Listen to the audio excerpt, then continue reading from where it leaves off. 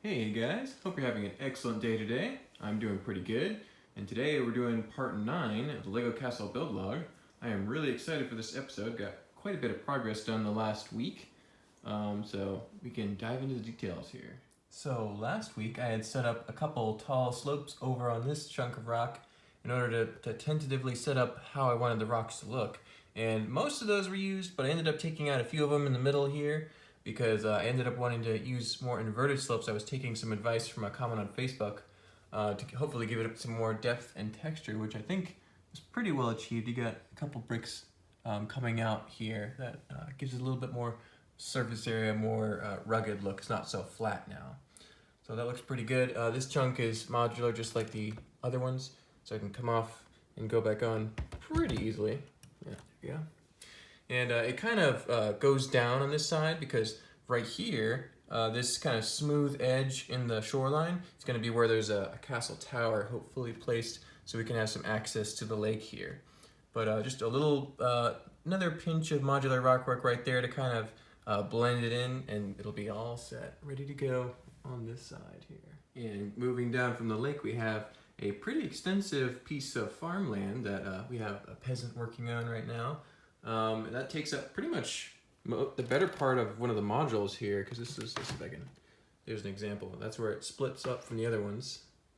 And so that's pretty much a whole module devoted to a little, I'm calling them beets for now, but it might be kale or something else. I don't know what the medieval peasants grew back then. I need to look it up.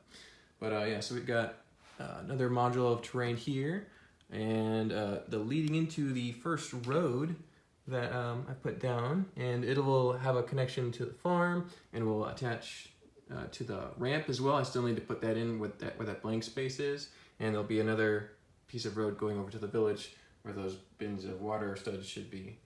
But yeah, this is kind of based on the poll I put on Facebook a while back. I said, which one do you like? Do you like the solid color, or do you like it mixed colors? And apparently people like the variety because it was pretty decidedly in that favor. So I just scrapped a little section of solid color and just have been working with this. I think it looks pretty good. It's not what I normally do, but I think it's a little different, little new take on things. Will hopefully freshen up the scene a little bit. But yep. And as you guys can see, I've got the third table installed on the end over here. I moved my couch over there. And so now I have room to finish the rest of the layout that is planned. I'm hoping I'll still have enough pieces in time for the next table, but we'll see. We'll see how that goes. But yeah, definitely enough room to work on it for now. It's looking pretty good. Still got to get that ramp and that village and the forest over here in their hideout, hopefully in this corner.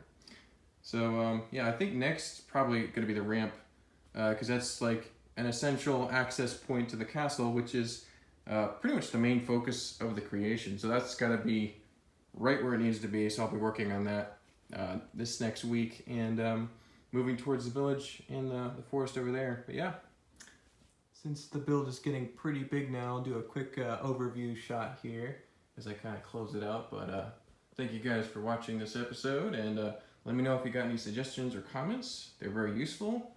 Helps me improve the creation as I'm building it rather than after the fact just telling me what I could have done better. So let me know what you guys think.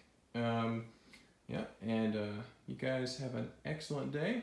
Enjoy your bricks. Stay classy out there.